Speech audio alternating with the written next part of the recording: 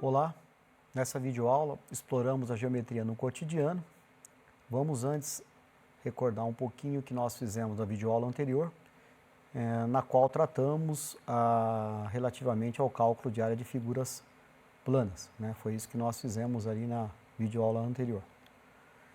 Então veja, né? Explorando um pouquinho o que a gente chama de geometria no cotidiano, a gente tem que olhar aqui para algumas coisas que são interessantes, né? De maneiras que a gente pode observar essas questões da geometria, né?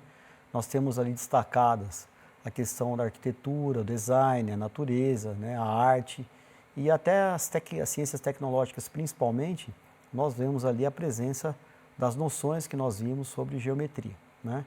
Então nós vamos também explorar um pouquinho, né, como é que essas questões se dão, as manifestações, os aspectos da vida do cotidiano, né, da vida cotidiana, para que nós possamos ali favorecer a compreensão do seu papel e das suas aplicações. Tá? Bom, vamos pensar primeiro aqui na questão da geometria, a presença na arquitetura.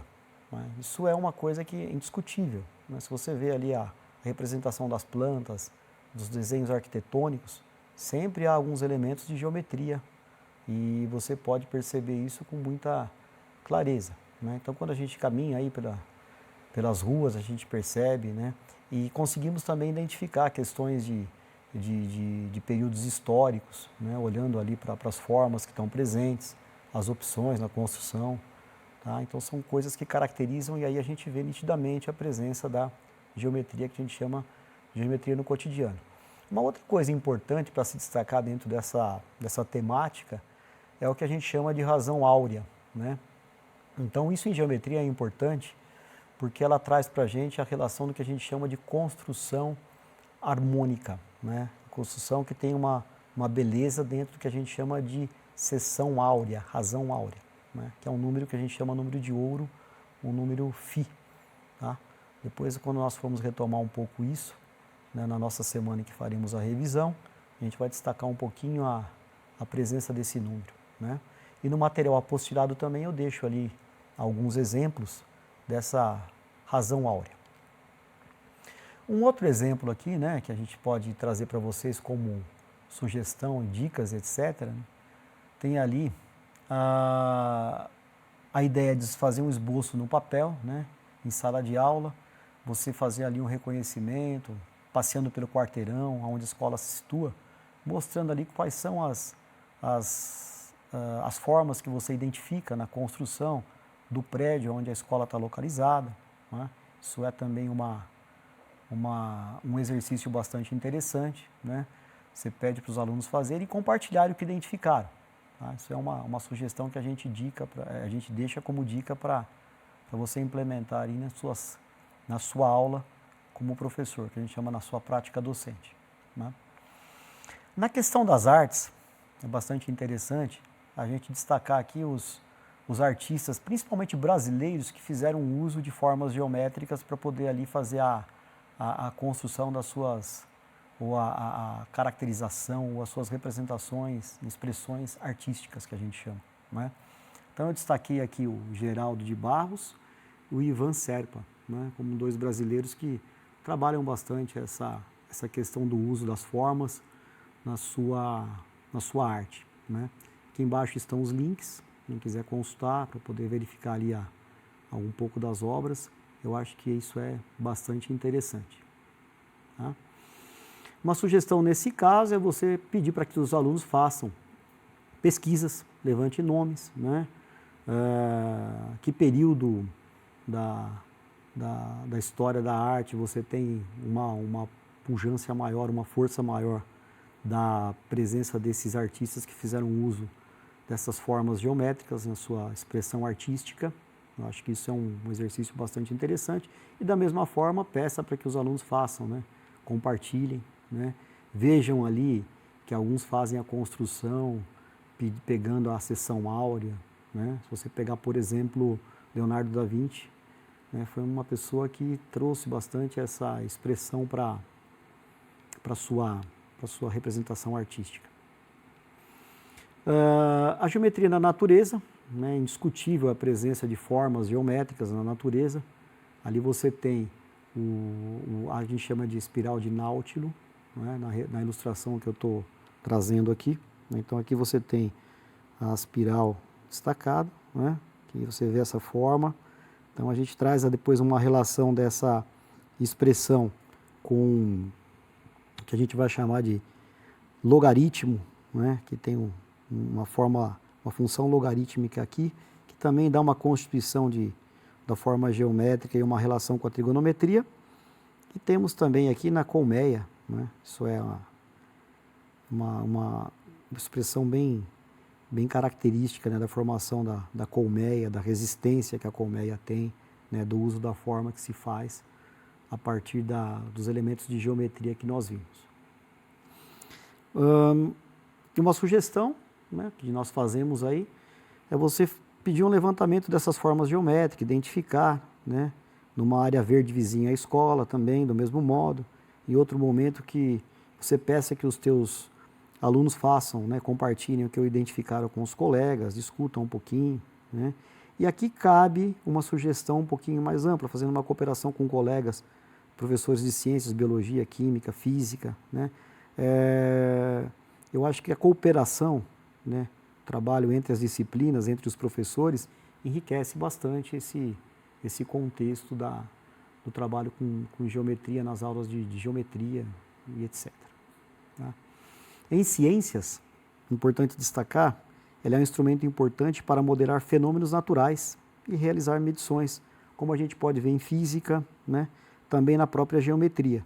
Então, a conexão que você pode estabelecer entre as ciências faz com que você mostre a importância, né, ou as contribuições que o seu ensino, ali, o ensino da geometria, pode trazer para as outras áreas do conhecimento. Isso torna a sua aula, né, um pouco mais digamos, atraente, né? Não é a palavra mais adequada, mas é uma palavra pertinente para o momento aqui. Ela se torna um pouco mais, né, interrelacionada com as outras disciplinas, com as outras ciências. É um trabalho integrativo entre as ciências, mais bem constituído.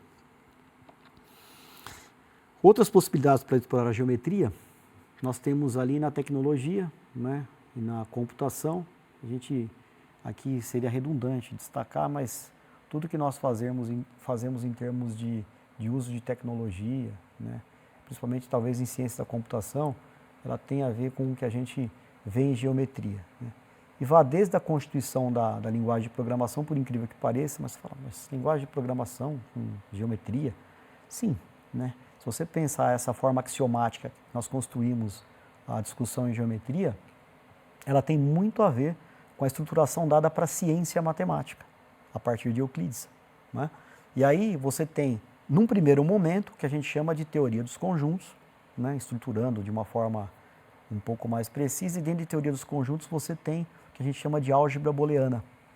E a álgebra booleana é um caminho para uma linguagem de programação, né, que a gente fala de primeiro lógica, né, depois lógica de programação, até se caminhar para uma linguagem de programação. Então isso é uma conexão que se estabelece a partir dessa sensibilização que o professor pode trazer para o teu aluno, né, nos estudos que ele se faz, que pode ser feito em geometria.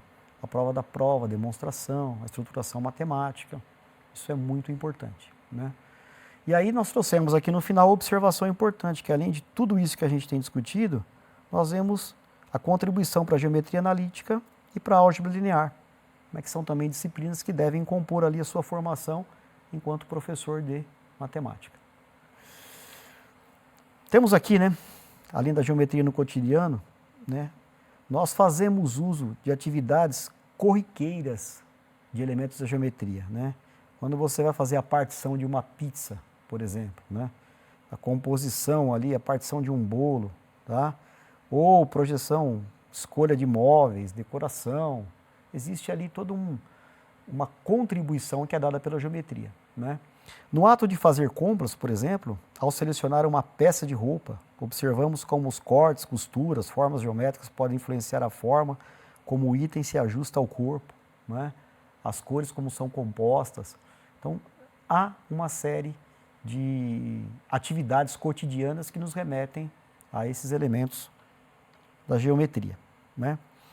E aí, veja, um aspecto importante é que quando você for ensinar a geometria, você também tome cuidado com o que a gente chama de uma geometria um pouco mais crítica, né? Então, um pouquinho, fazendo aqui um parênteses, eu gostaria de chamar a atenção, né, para esse professor, o professor Ubiratã D'Ambrosio, né, que faleceu em 2021, né, uma perda irreparável, como foi do professor Irineu Bicudo, que eu comentei. O professor Ubiratã é o responsável, o grande responsável mundialmente por essa perspectiva do que a gente chama de matemática crítica.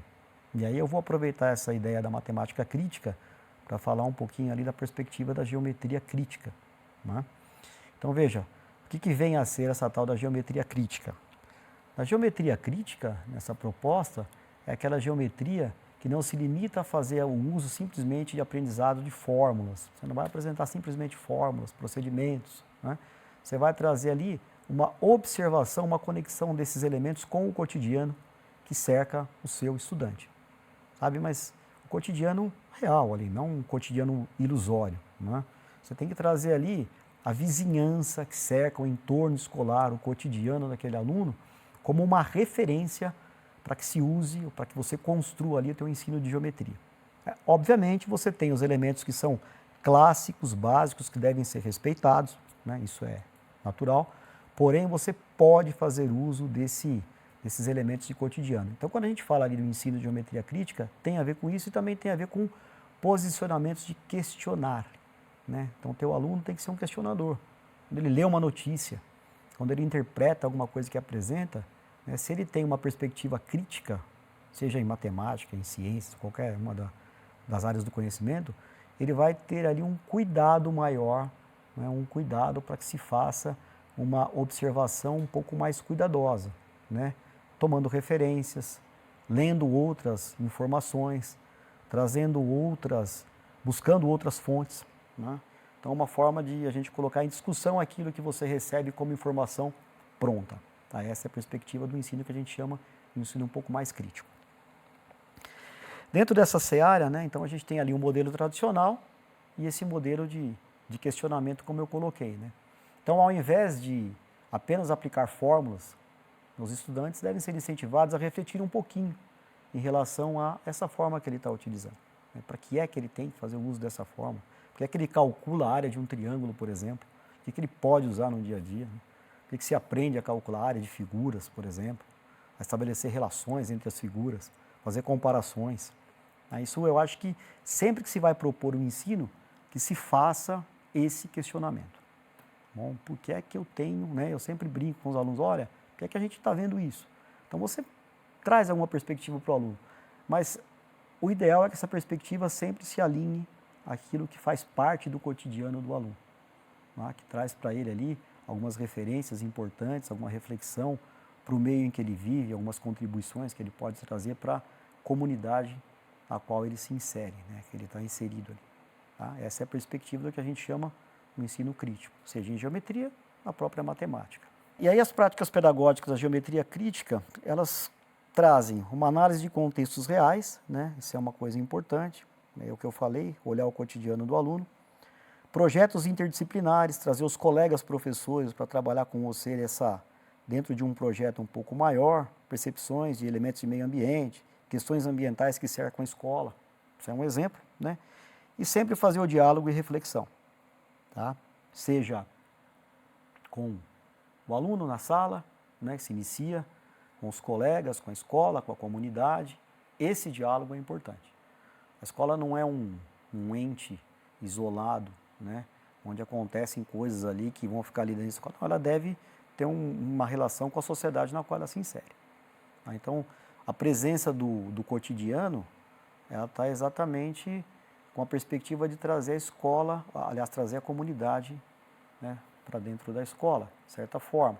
E principalmente esse elo pode ser feito por essas aulas, né, de matemática, geometria. Eu acho que isso é uma perspectiva bastante interessante.